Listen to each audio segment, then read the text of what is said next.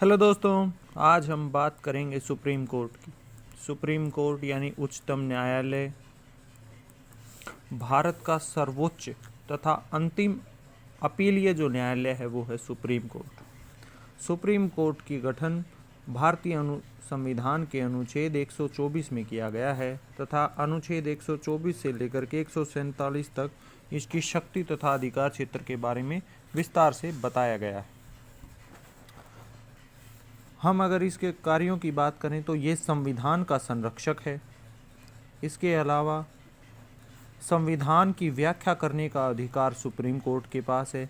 अगर किसी मामले पर पेच फंसता है कि इसका क्या अर्थ है तो उसकी जो व्याख्या सुप्रीम कोर्ट देगा वही मान्य होती है। अनुच्छेद 129 के तहत सर्वोच्च न्यायालय एक अभिलेख न्यायालय है, अर्थात यह अवमानना के लिए भी दंड दे सकता है।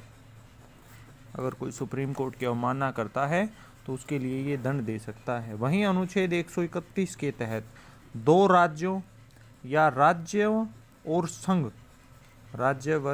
संघ के बीच में कोई विवाद हो जाए तो उस विवाद का निपटारा करने का जो अधिकार है वो सुप्रीम कोर्ट के पास है। वहीं सुप्रीम कोर्ट एक परामर्श न्यायालय भी है। राष्ट्रपति को यह अधिकार है कि अनुच्छेद 143 के तहत वो विधि से संबंधित किसी भी विषय पर सुप्रीम कोर्ट की राय ले सकता है, परामर्श ले सकता है। इसीलिए सुप्रीम कोर्ट एक परामर्श न्यायालय भी है। संविधान का संरक्षक होने के साथ साथ हर कानून जो भी सरकार बनाएगी वो वैध है या नहीं, संविधान के अनुसार है या नहीं, इसकी व्याख्या जो है वो सुप्रीम कोर्ट ही कर सकता है। इसके अलावा सुप्रीम कोर्ट जो है वो पूरे देश में किसी भी न्यायालय या प्राधिकरण द्वारा दिए गए किसी भी फैसले में अपील ले सकता है, सेना के मामलों को छोड़कर। सेना के मामलों में सुप्रीम कोर्ट ऐसा नहीं कर सकता है। सुप्रीम कोर्ट इतनी अहम संस्था है कि अगर इसके जो चीफ हैं वो होते हैं चीफ जस्टिस ऑफ इंडिया, और अगर किसी आपातकालीन स्थिति में राष्ट्रपति और उपराष्ट्रपति का पद खाली हो जाए तो चीफ जस्टिस ऑफ इंडिया जो हैं वही भारत के राष्ट्रपति की भूमिका निभाते हैं।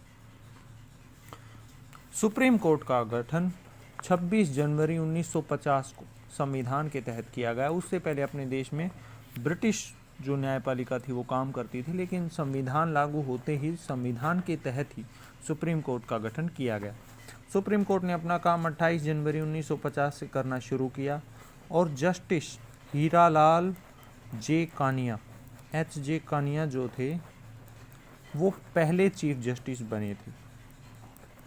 तब ये जो काम था वो संसद भवन में ही होता था, लेकिन 1958 में जो आज तिलक रोड पर मौजूदा इमारत है सुप्रीम कोर्ट की, वहाँ इसे शिफ्ट कर दिया गया है। अब पार्लियामेंट में जो सुप्रीम कोर्ट जहाँ पहले काम करती थी, आज वो हॉल जो है वो पार्लियामेंट्री लाइब्रेरी बनी हुई है।